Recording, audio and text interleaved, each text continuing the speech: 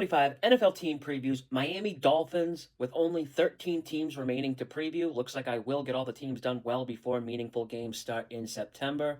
All the team previews I've done are posted on my social media platforms. Get caught up if you aren't already.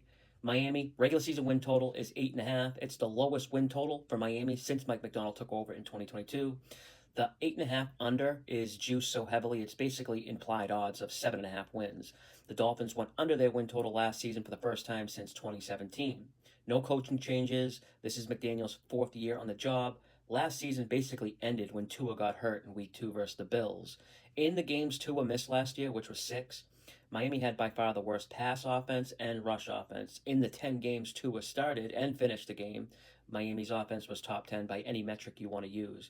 But when a backup quarterback, whether it was Tyler Huntley, Skylar Thompson, or Tim Boyle, started, Miami's offense struggled big time, just 13 points per game in those starts. Running back Devin Achane was expected to have a breakout season after a big rookie year. I had him in one of my fantasy leagues last year. The offensive line just was so terrible.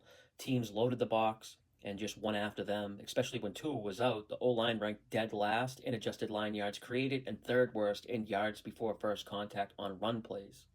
As a result of this poor offensive line play, it didn't just affect Achane. When Tua was at quarterback, he constantly had to get rid of the ball quick to the point where he ranked dead last among the 36 qualified quarterbacks in intended air yards per attempt. Miami's team structure is just so limited by the huge contracts of Tua, Cheetah, and Waddle. You have to cheap out somewhere when you're paying those guys. Tight end Jonnu Smith wasn't a luxury they could afford, replaced him with Darren Waller, who they had to convince to unretire. But the biggest holes here are on the other side of the ball, specifically in the secondary, at least with cover corners. The current starting quarterback duo of Cam Smith and Storm Duck might very well be the worst in the NFL. Slot corner or nickelback, Kader Kohu, he was steady enough last year, and the idea of bringing Minka Fitzpatrick back is something casual Dolphin fans can get behind, but he's standing more on reputation at this point, more so than recent performance. He was graded as the 36th best safety in coverage last season, generated just 3 pass breakups all year. Overall, Miami's defense did, hold up. They finished 10th in EPA per play allowed. It says 8th on the graphic there. That's a mistake I meant to correct. And I'd actually say when you adjust for strength of opposing offenses faced, Miami's defense was a little worse than 10th. They faced one of the easier schedules of opposing offenses. Now, outside of Tua missing technically 6.5 games due to injury, based on impactful players, the Dolphins suffered the second worst injury luck by adjusted games lost. They had 4 different guys start at right tackle throughout the season due to injury. Edge guy Jalen Phillips was lost for the entire season. Bradley Chubb never returned from ACL tear the year before. But besides injuries, Miami had relatively good luck. Miami's offense fumbled 26 times, which was second most in the league, but recovered almost 70% of them, which was second best fumble recovery percentage in the league. They also ended up playing the easiest overall schedule of opponents based on total opponent wins. Their opponents went under their season win total by a combined 22.5 games. That was the most in the league. They only ended up playing 5 playoff teams all season. So basically, Miami faced all the league's biggest underachievers, like Jets twice, Browns, Jags, Niners. This season, I have the Dolphins playing a schedule of opponents that rate almost a point below league average, tied for 6th easiest. And part of the reason for this is they not only have a top 5 overall net rest advantage, where they catch several opponents playing on a short week, but their toughest part of the schedule, week 9, 10, and 11, which is by far the toughest 3-game stretch for them. But even that's lessened because they don't play a single true road game in an opponent's home stadium for 6 straight weeks. Starting in week 9, Ravens and Bills both in Miami. They play Washington and Spain. Then Miami has their bye week and then a home game against the Saints. I'd probably have Miami with a top 5 overall easiest strength of schedule, but a bunch of late season, cold weather road games keep them just on the outside. And then, those late season road games could end up being important or not. I currently have Miami favored in 6 games this season. 4 of those are in the first 7 weeks. If Miami's going to be a playoff team, they need to be well above 500 level ball club at the halfway point of the season.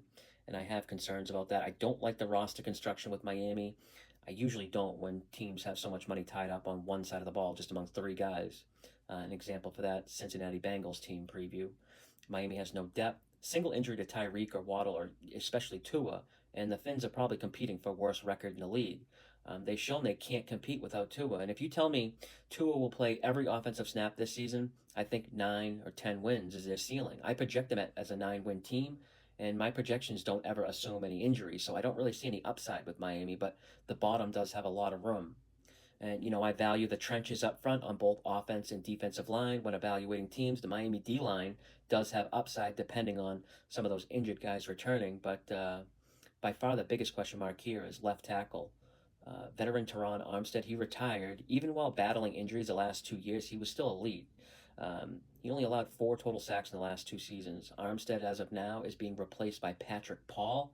You can never trust someone with 2 first names, no matter the situation. But for Pat Paul, in his rookie season last year, he finished 71st out of 85 qualified tackles in overall grading.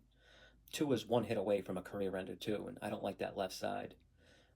The defense does have some upside. They could get a significant boost this season if one or both Phillips and Chubb can return to previous form.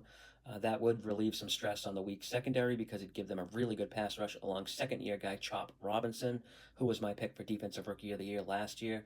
I talk more about Chop in my Futures Award video for this year. If you haven't seen that, check that out. All right, we got one more team left in the M's. Minnesota Vikings up next, and we're on to the N's, which means the New England Patriots. If you watched this far, I want to thank you with something. Message me, either DM me or comment just the word CHOP, CHOP, and I'm going to offer you something only available for those who watched this far, as a way to say thank you to the people who watched to the end. I think I have an idea of a couple of you that do it. My mother doesn't count, but I'll stop here. Until next time, good luck with your bet.